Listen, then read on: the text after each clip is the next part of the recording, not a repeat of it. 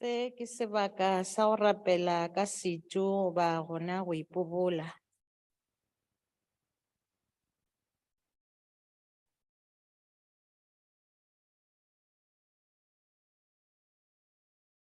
Ke a leboga, re ka dula fatshe.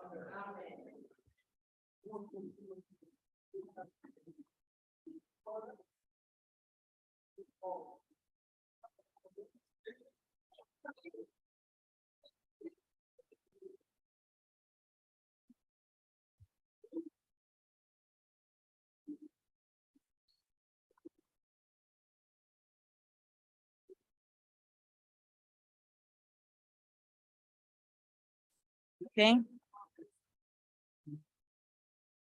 Mike.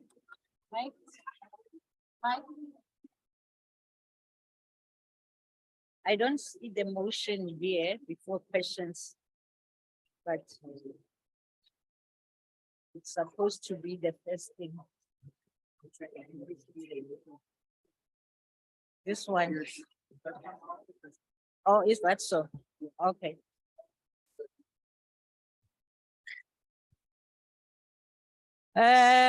Order, honorable members. Order.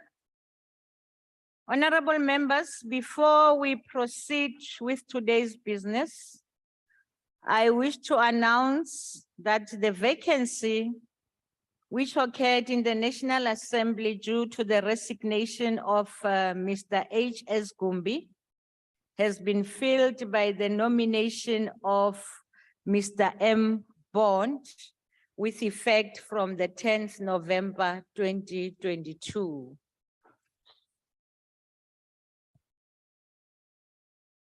Where is Mr. Bond? You are welcome, Mr. Bond.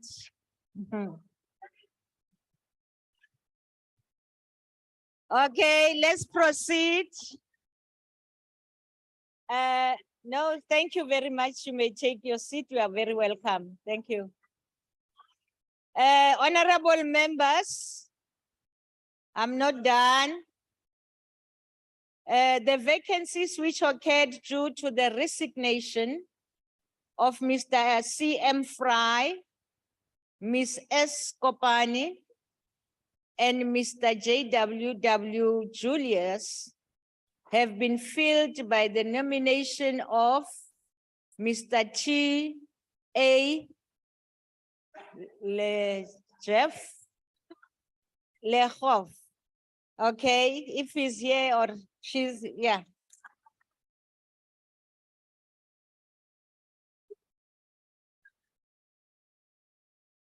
Mr. A. Lehoff, yeah. And Miss K.L. Kakao.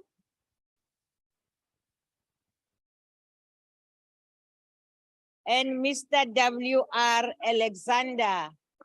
Miss, I'm sorry. Thank you very much.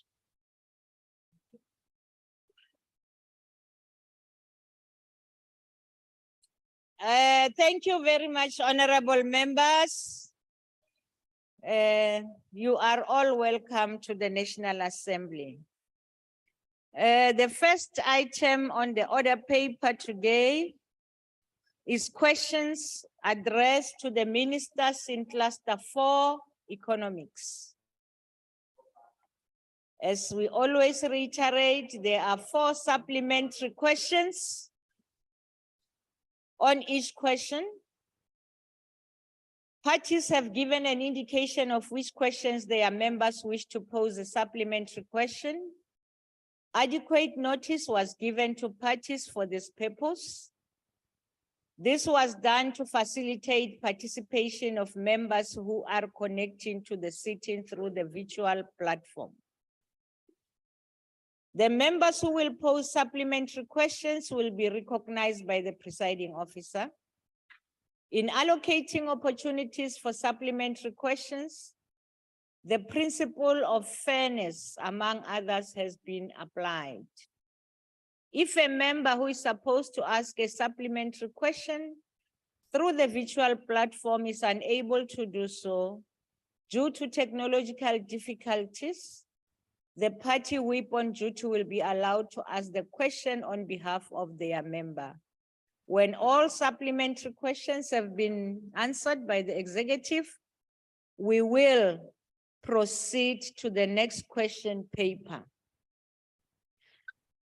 The first question, honorable members, has been asked by the Honorable Matafa to the Minister of Finance. I want to inform this House that the question referred to the Department of Finance will be responded to by the Deputy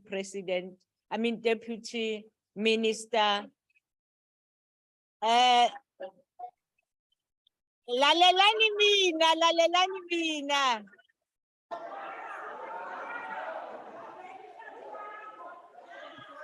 To the Deputy Minister of Finance, Dr. Masonto. The Honorable, the Deputy Minister, the question we are talking to is question 806. You may proceed. Thanks, Chair, for the nomination.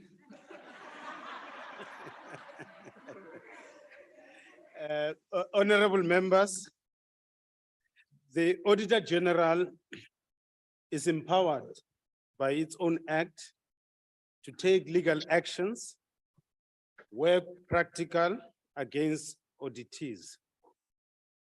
The act prescribes that the audit fees owed to AG due to distress auditees may be defrayed to either the National Treasury or provincial treasuries. In the past, the National Treasury has settled the audit fees on behalf of distressed auditees.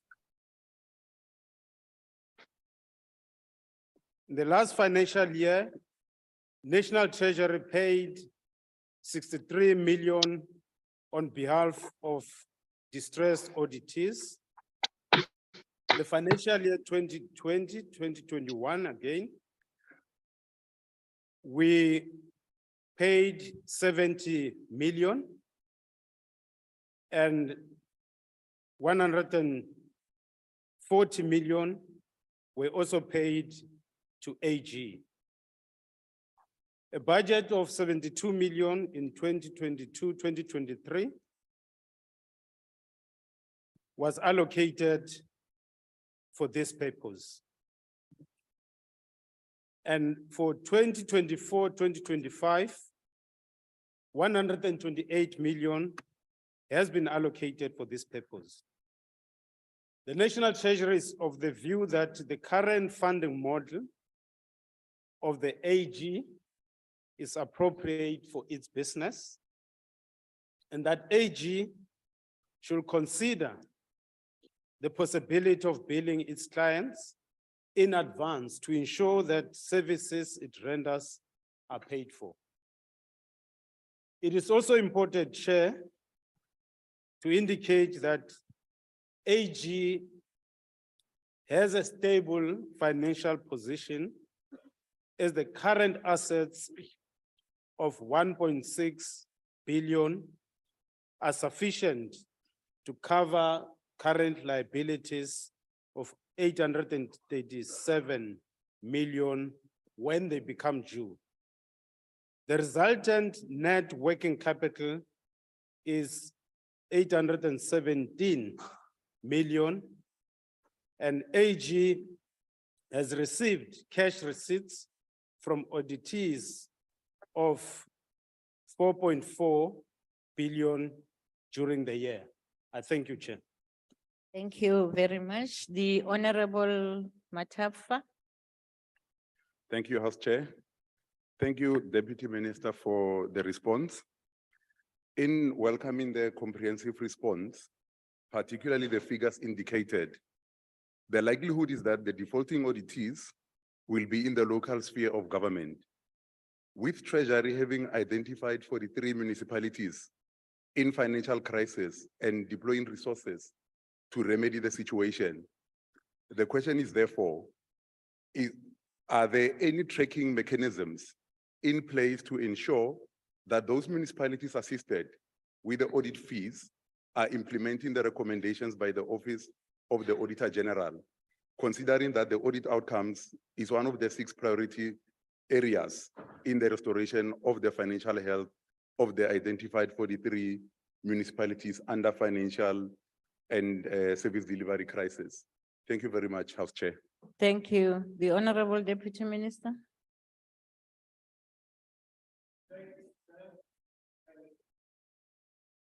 For the follow-up question. Chair, we don't have adequate capacity as National Treasury to follow on every audit plan by all municipalities. However, we make sure that those ones that are disclaimed, we follow up on them, including providing capacity building programs to those municipalities.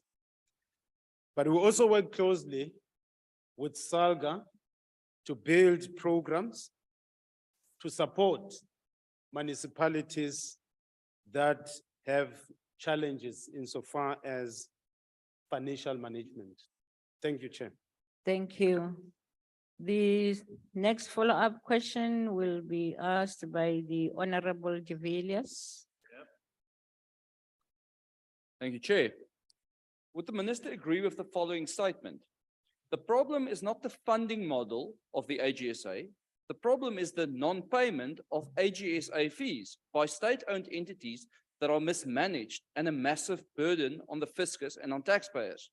If SOEs were run by fit-for-purpose professionals and not by cadre-deployed individuals who are not adequately qualified for their positions, the payment of AGSA fees would not be a problem.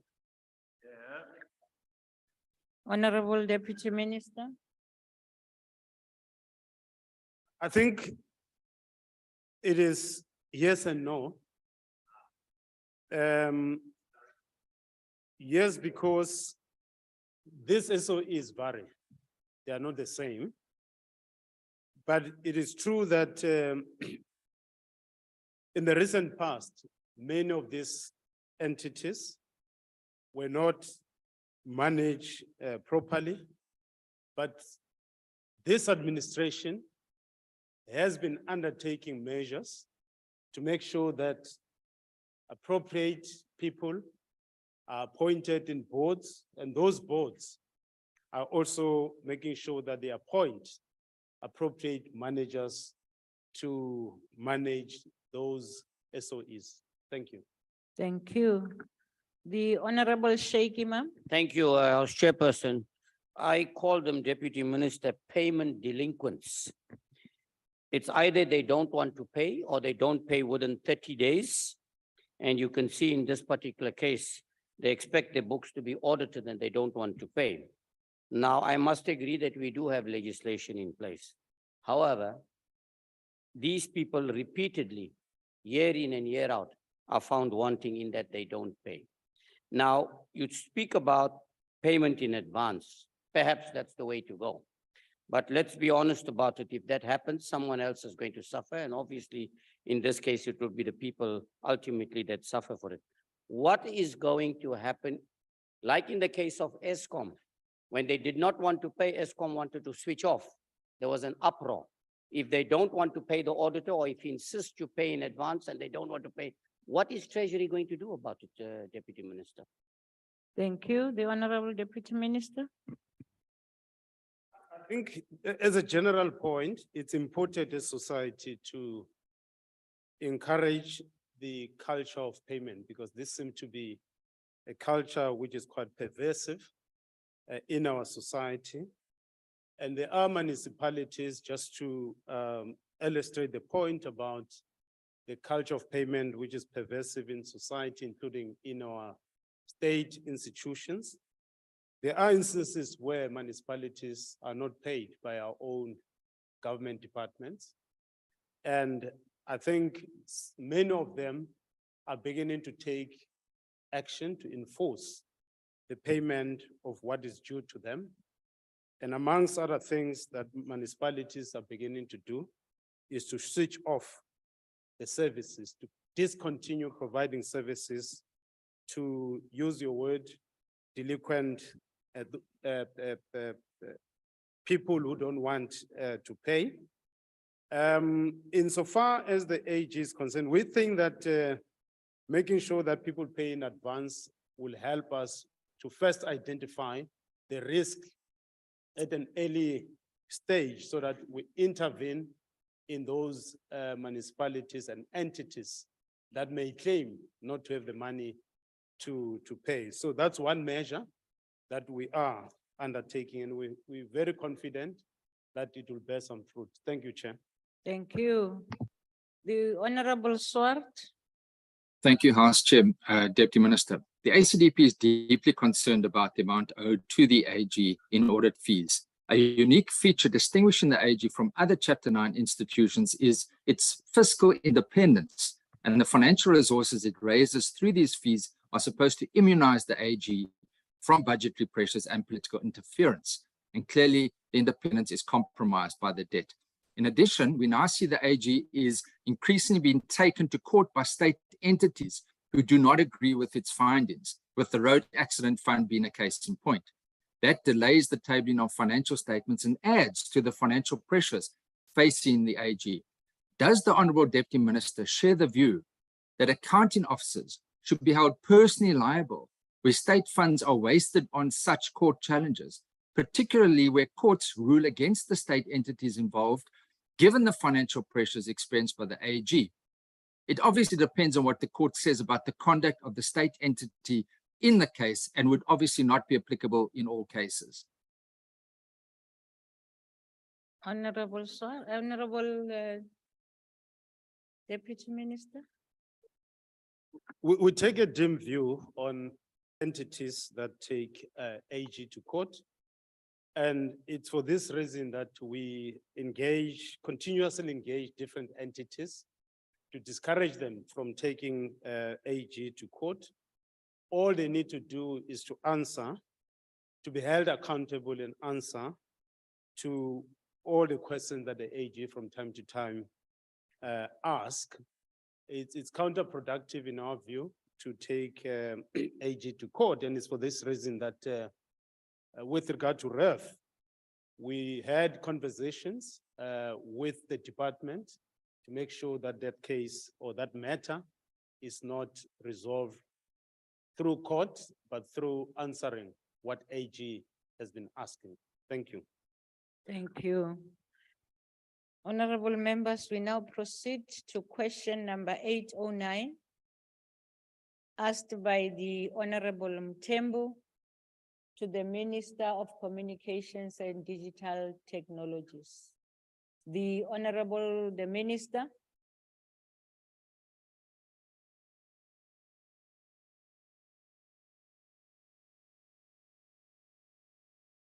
The Minister of Communications.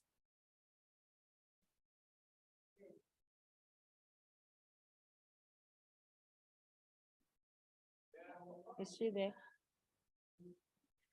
Is she on that?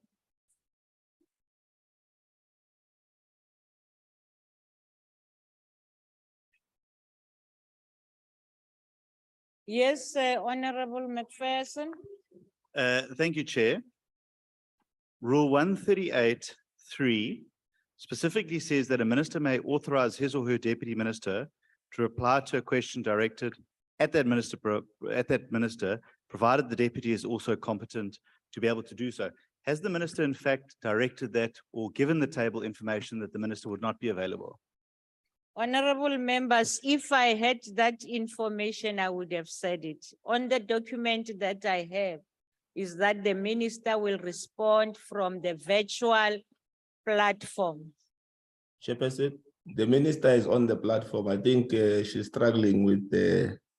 Okay, thank you, Mr. Pambo.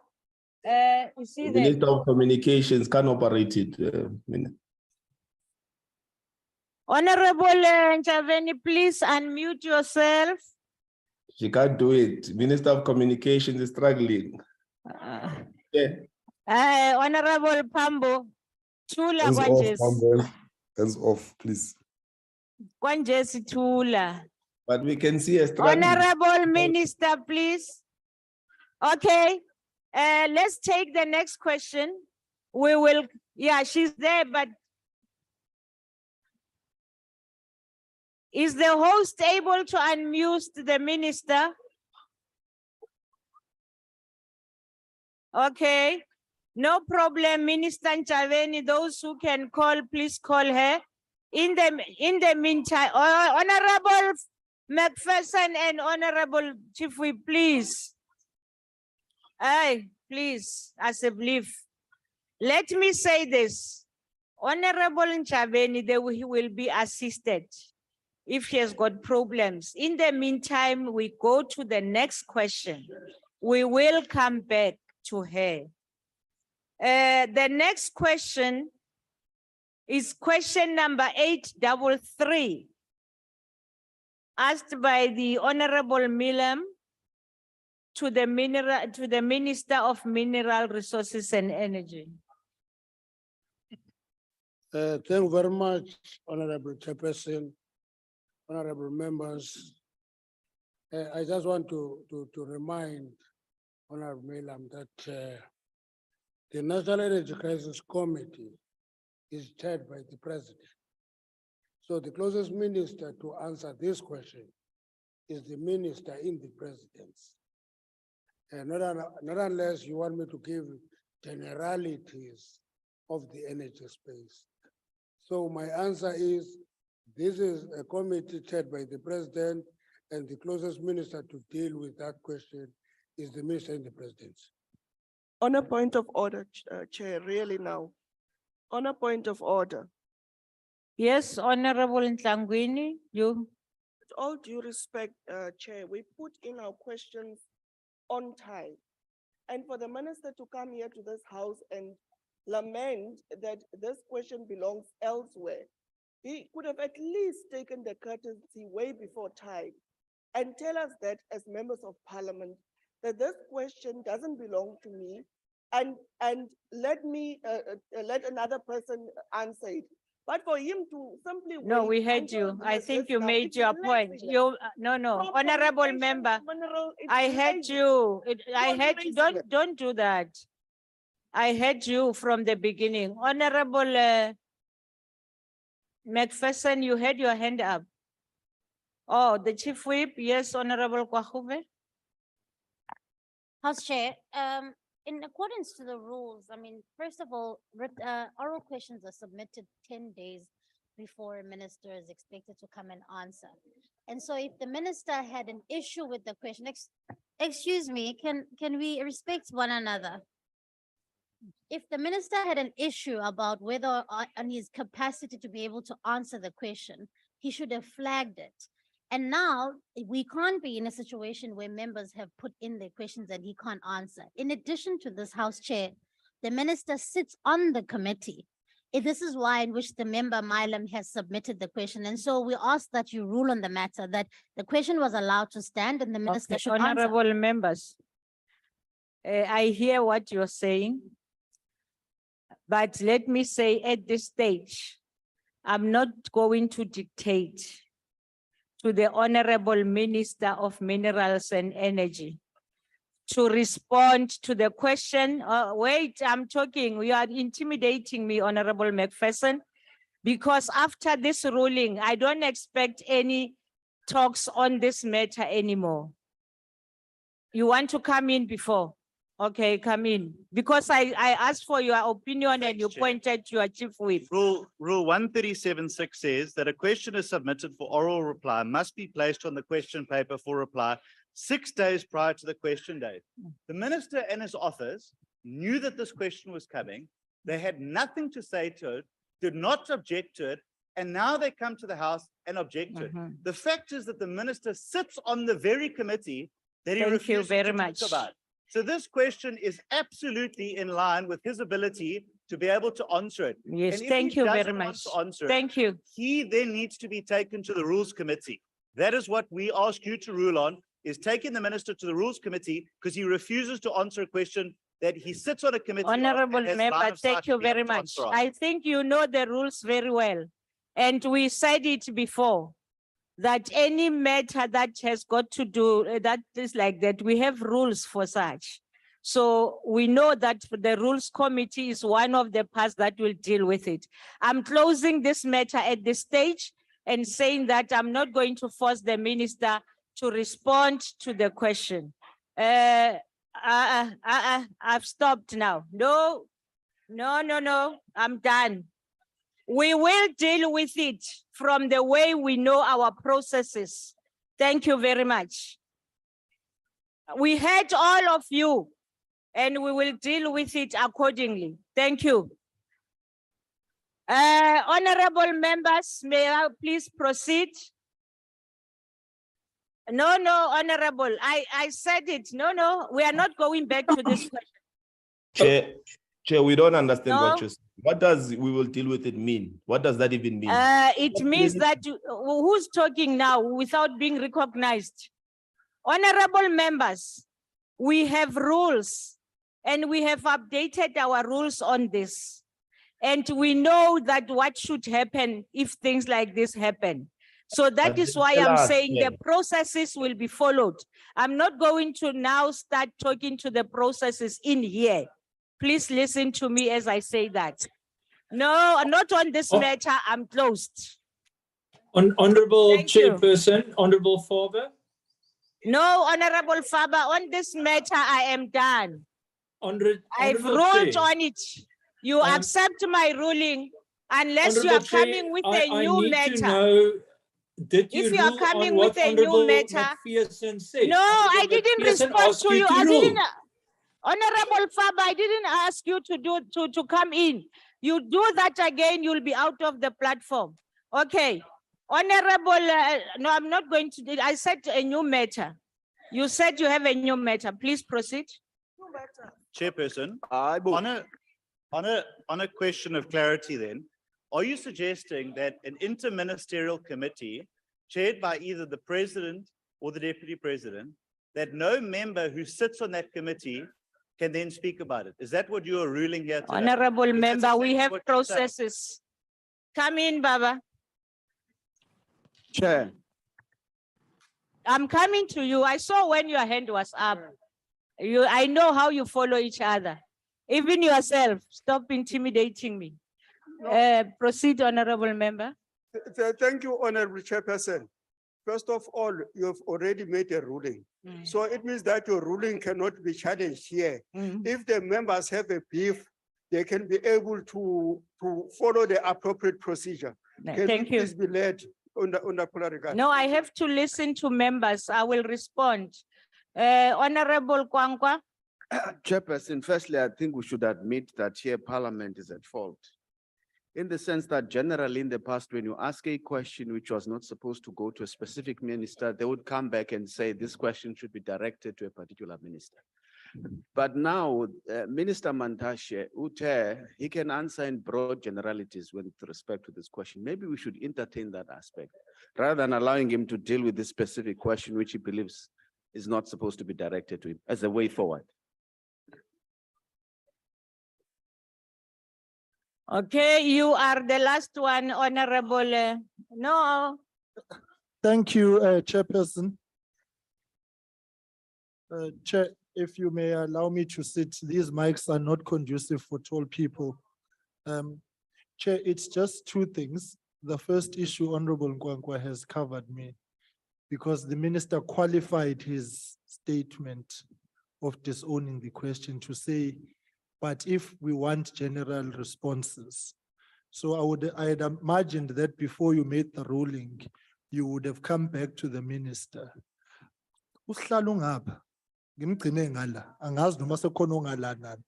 But the second point, Chair, I would request that you are clear in your ruling, because if you say you will deal with it, that's vague. I think we Okay. need to leave here understanding which aspect it is that you are taking to the Rules Committee, so that if there are additions you'd like to make on the process you want to embark on, we do so. Thank you. Okay. I thought was the last hand. I'm not taking any more hands. May I please respond to say the last part where you are saying the minister said he can respond to the question broadly. That's when I didn't hear because you were making noise.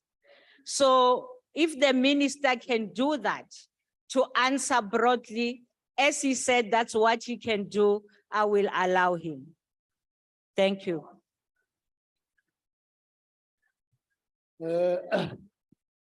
Okay. I know that Honorable Mailam doesn't like generalities. He likes specific answers. But let me give you the generalities. This committee does meet. I don't keep a record of how many times, when, and what. I'm a member of that committee. What actions have we taken?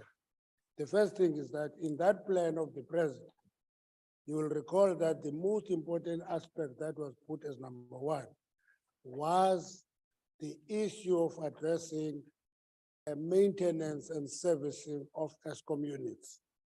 And the reason that we put our emphasis on that was those units, which are about 20,000 megawatts that are not decommissioned, but give us no energy, cause a gap between what is connected and what is available. And we thought that if we focus energy on servicing those units, we would go a long way in resolving the issue of load shedding. And the other issue that we added there was that in the medium to long, we will have to accelerate the question of generation capacity, which we're doing. That's why we released bid window 5, bid window 6 is on the way, bid window 7 all the way. Both bid window 6 and bid window 7 we have been directed to increase the capacity that will be generated by those bid windows. And all those actions are what we're looking at. And every time there is load shedding, you remember when we met at the time, load shedding was at level 8. Now, regularly it comes at level 2. What we're working for is that we must eliminate even level 2 and have no load shedding. We have the capacity to do so if you look at the connected capacity of ESCOM compared to what is actually given in terms of ESCOM. Thank you very much. Thank you. Having said that, I will now ask Honorable Milham. Thank you, House Chairperson. House Chairperson, I would remind this House that when the Democratic Alliance requested for an ad hoc committee for oversight over the National Electricity Crisis Committee of the Speaker, she refused. And she said that oversight of the National Electricity Crisis Committee would be handled by the Portfolio Committee on Mineral Resources and Energy and the Portfolio Committee on Public Enterprises, which brings me to my question. Minister, when ESCOM was asked in a joint sitting of the Portfolio Committees of Public Enterprises and the Portfolio Committee on Mineral Resources and Energy on 27 September this year about the work of the National Electricity Crisis Committee, they informed the members of this House that they were, and I quote, not at liberty to disclose the information from the National Electricity Crisis Committee because it was classified as secret, end quote. Minister, my question is this. At a time when South Africa is facing a critical electricity shortage, what could possibly be secret or classified about government's plans to address the electricity crisis? Why is this government keeping South Africans in the dark about the work of the National Electricity Crisis Committee? The Honorable the Minister. Thank you, Honorable Chairperson, honorable members. Not unless I live in another country. The President released the plan in details in public. So there can be nothing secret on a document that is announced publicly. So there's nothing secret. If ESCOM talked about secrecy, I can't answer for that. But I know that the President released the plan publicly in an open platform for South Africans to scrutinize it. And that's what I'm talking about. And all the efforts that we're putting into that plan are informed by the plan that was announced, not a secret plan. Thank you. The Honorable Boshoff. Chairperson, I will asking on behalf of Member Boshoff a question to the Minister. Honorable Minister, Does the Department of Minerals and Energy and or Public Enterprises have a real crisis plan for a perfect storm when 75% or more of Eskom's generation capacity becomes unavailable? The worst regarding Eskom experience taught us is likely to happen. Thank you, Honorable House Chair. Thank you. The Honorable, the Minister. I had that question, Honorable. You didn't, can you maybe go closer to the mic, Honorable? I'll ask again, Honorable Chairperson. Honorable Minister, does the Department of Minerals and Energy and or Public Enterprises have a real crisis plan for a perfect storm when 75% or more of Eskom's generation capacity becomes unavailable? The worst regarding Eskom experience taught us it is likely to happen. Thank you, Chairperson. Thank you, Honorable Minister. Thank you, Honorable Chairperson. You know, a title is misleading. When you are said to be a Minister of Energy and you take a major energy generator called Eskom, you put in another department, people take you as responsible for a suboptimal operation of Eskom. My understanding is that Eskom is having 45,000 megawatts connected, but at best it gives us 26,000 megawatts. And therefore there is a gap of 22,000 megawatts that are not decommissioned, but not giving us energy. Therefore, with that capacity connected, I think there can be no collapse of energy generation. But we should actually pay attention and focus on servicing the units that are available in Eskom, connected, having capacity to give us energy. They must give us energy. And my view is that if there is still confusion of an entity that is doubtful what it should do because it is under pressure to go green, then we're going to be in darkness. I have said that on my capacity as the Minister of Energy, that sometimes we like what is appearing nice. You know, let me give you two pieces of information. Germany is dismantling a wind farm to expand operations of a coal mine today, as we sit here today. I can tell you that coal miners in the United States are putting pressure on President Biden to invest more on coal production. Here we say we must leave coal. I am one of the people who says we can have a transition, but that coal is not about just numbers. It's about human beings. It's 10 towns in Mpumalanga, and I can give you the names if you want them. I don't add Standerton, I don't add Vereeniging, I don't add Lephalale, I don't add Newcastle. Just the coal belt is 10 towns.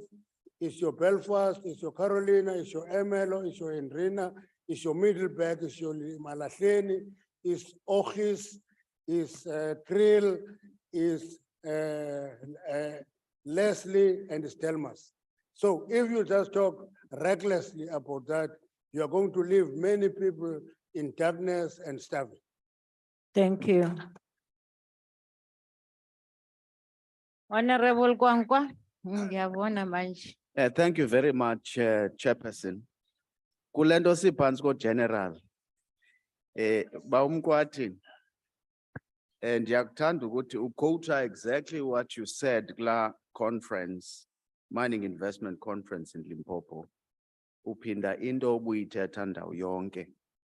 Kodwa one of the issues you said there when you were being interviewed ukuthi izawulungiswa njani ke le ngxaki, wathi wena it's a function of leadership, management, skills, nesikhokelo esiright. In other words, you're implying ukuthi currently xa ingenzekiyo le nto ingxaki ikwisikhokelo sika Eskom.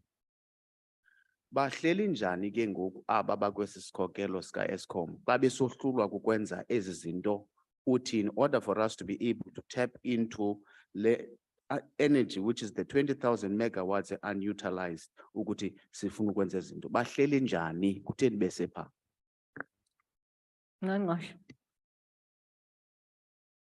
It's an awkward question because there is a board in Eskom reporting to TPE. It's not reporting to DMRE. And that board has a responsibility to correct those weaknesses. All I can give you just as a scientific answer, managers can be characterized in different ways. You'll find managers called alphas who are walking on water. And you have managers called fixers who dirty their hands and correct mistakes. And you'll find many other characterizations of managers.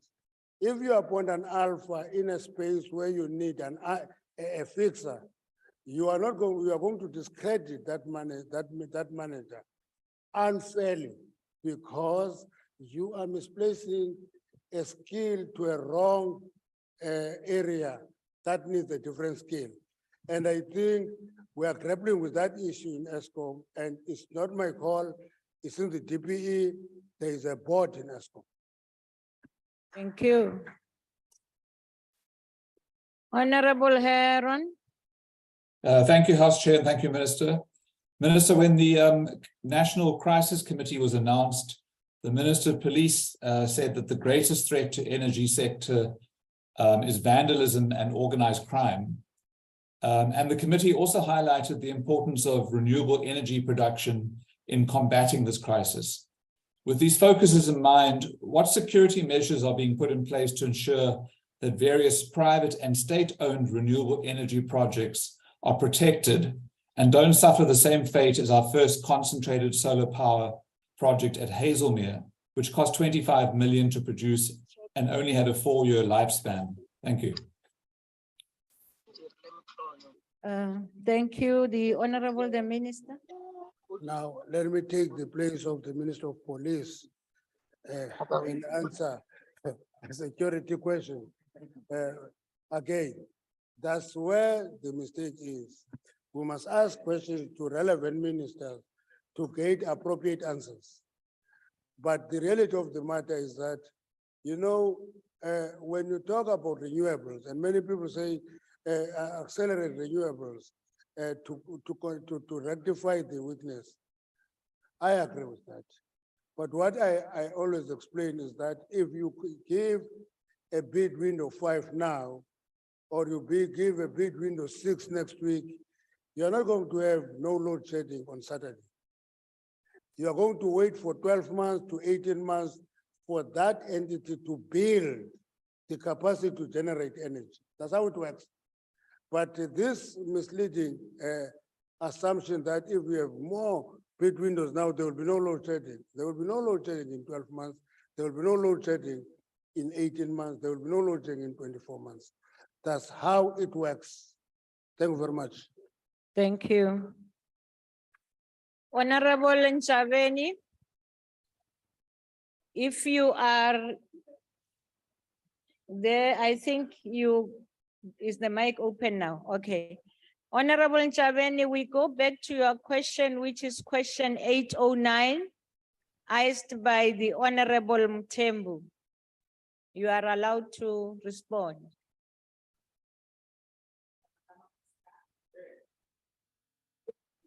Honorable Nchaveni, your mic is open. Thank you, Honorable House Chair. Thank you, Honorable House Chair. The Post Bank's mandate is to drive financial inclusion and enable meaningful economic participation of the unbanked and the underserviced people on a cost-effective manner.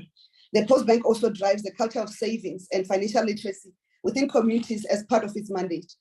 The Post Bank, as part of building towards a state bank, is expanding its mandate or its services offerings to include lending. Honorable Nchaveni, I think you should switch off your video because your network is somehow very weak. You can switch off your video and just unmute. Maybe the bandwidth will be better.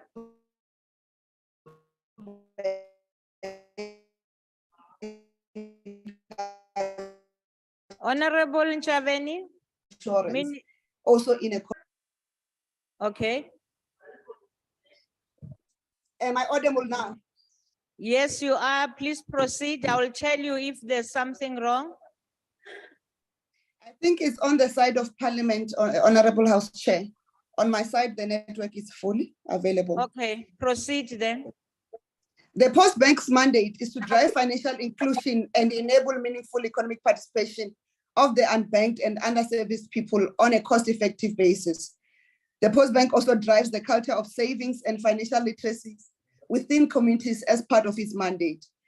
And as part of building towards the state bank, the Post Bank is further expanding its service offerings to include lending and bank assurance in a cost-effective manner. This will allow the lower end of the market to have access to competitive lending and have channel diversification for the bank, and also to support the growth of township and rural economies. The Post Bank will further also expand its services to lending or financial support to SMMEs as part of this growing SMME support, but also township and rural economic development. Because if you use the example during the period of the COVID-19, when the banks were given the government guaranteed scheme, the banks did not want to take the risk to go to townships and to go to the underserviced areas and to SMMEs who were not their clients. But the Post Bank will be geared to take such opportunities offered by government to complement the services.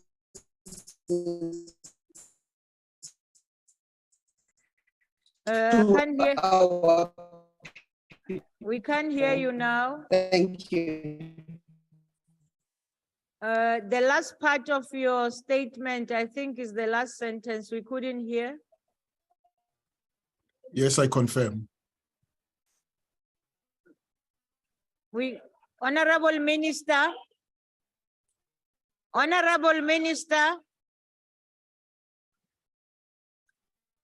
are you still with us? I want the minister to respond, even though she was done, but Honorable Minister. Oh. Honorable members, I think I'm going to defer the question again and ask the minister to find a better space. We will start with the follow-ups. The last sentence was said. Proceed. House Chair, the problem is on the parliamentary side. It's No, not on don't my worry end. about that. What I would want you to do is to find a better space where you are. Like now you were well heard, because we still have to continue with the supplementary questions. If I can I do the last sentence and then we proceed with supplementaries? Please.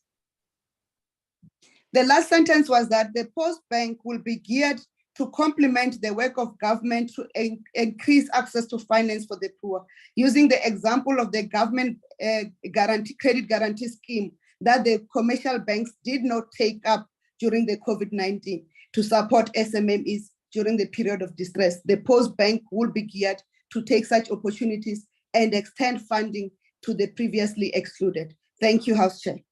Thank you. We can hear you very well. Don't shift from where you are. The Honorable Mtembu. Honorable Chairperson, my hand is up, sorry. Honorable Singh. No, I want to. Thank you very much, Honorable Chairperson. Honorable Chairperson, the Honorable Minister made an assertion that the problem is in the side of Parliament. Perhaps we must request Parliament to check that out, because this is not the first time that we've had challenges when the Minister has had to respond to questions, and we have to protect Parliament and the institution if the fault is not on our side. That's what I suggest. Thank you. Honorable Mtembu, where are you? Thank you, Honorable House Chair. Honorable Minister, what are the ongoing linkages that will continue to exist between the Post Bank and SA Post Office?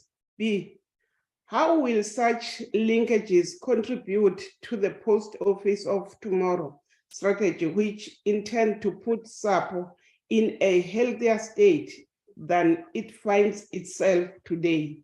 Thank you very much, Honorable House Chair. Thank you. Proceed, Honorable